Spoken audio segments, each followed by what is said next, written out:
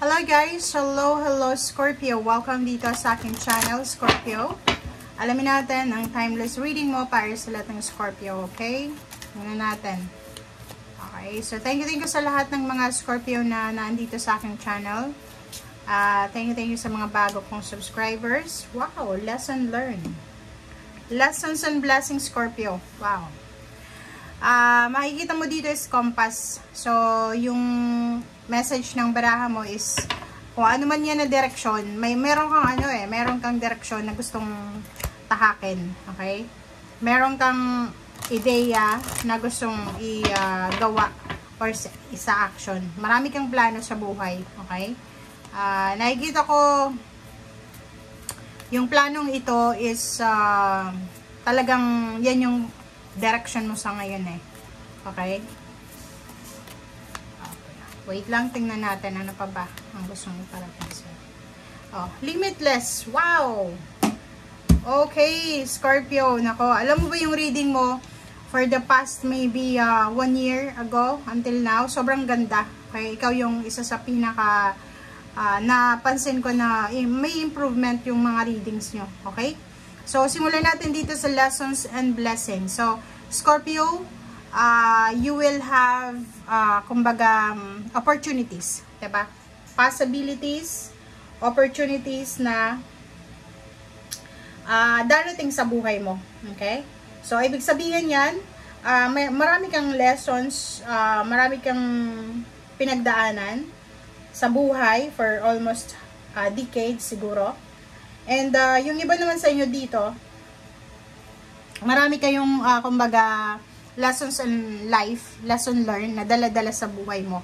Okay? And yung mga pinagdaanan nyo na yon na hindi maganda sa buhay, maganda at hindi maganda, ay kumbaga, yun yung magdadala sa inyo ng blessings. Diba parang blessings in disguise. Diba? Yung iba, parang yung iba, yung mga pinagdaanan nila, ginagawa nilang parang nightmare nila yon. Ayaw nilang balikan kasi iniisip nila na hindi yun maganda.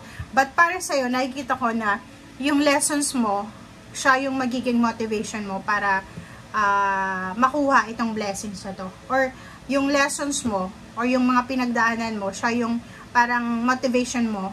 And at the same time, blessing yan sa'yo para maging mas motivated ka sa kung ano man ang gusto mong gawin. And you're limitless. Ibig sabihin, walang limit.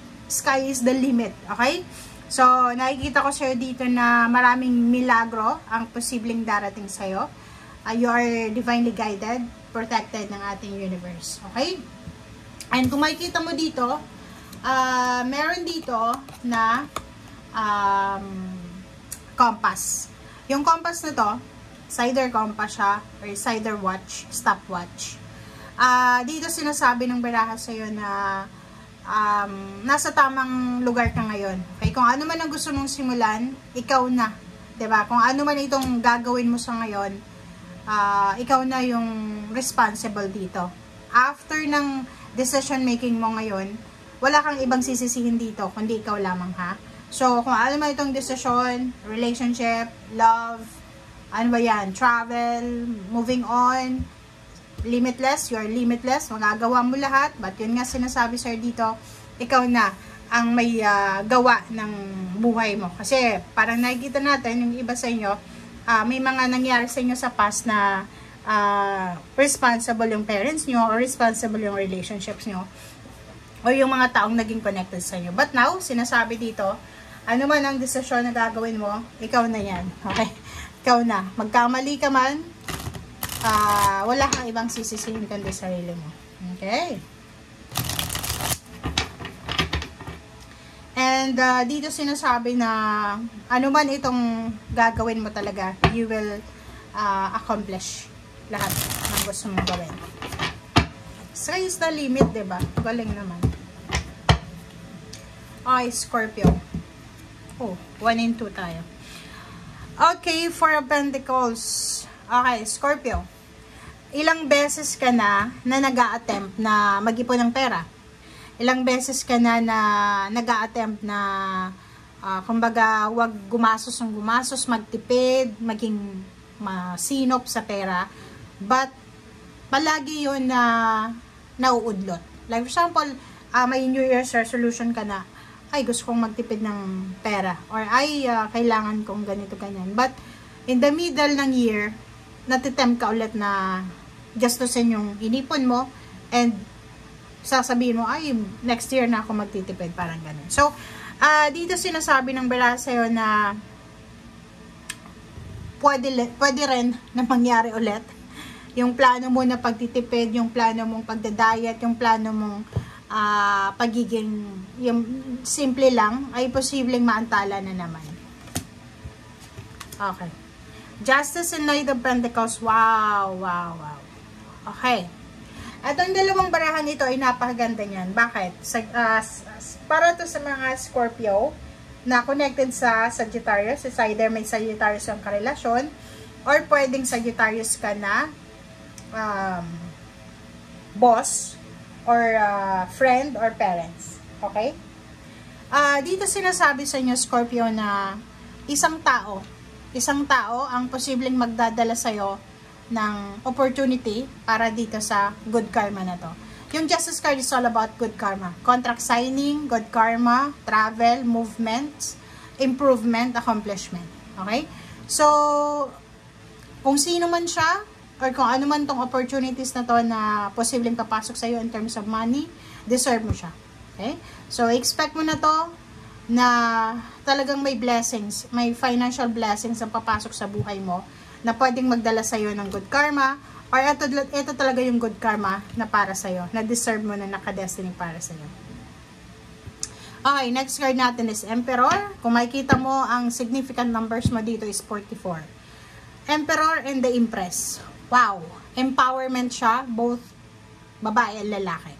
So, babae ka man or lalaki, Scorpio, sinasabi sir dito na you will get the power. You will reclaim your power. Marireclaim mo lahat ng nawala sa'yo.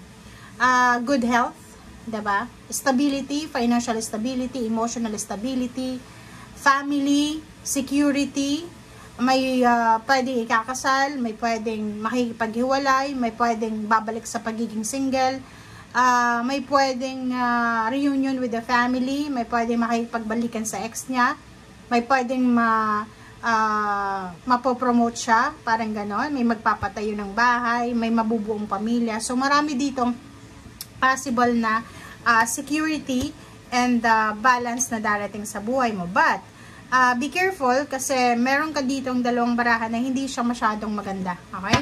Yung 3 of Swords and 7 of Swords. Kalakip kasama ng improvement ng buhay mo, kasama ng Emperor, ng Empress, kasama ng Justice na to. May mga tao na hindi mo naman gusto na masaktan sila, but nasa emotion na nila yun eh. So, ibig sabihin, may maiinggit sa'yo.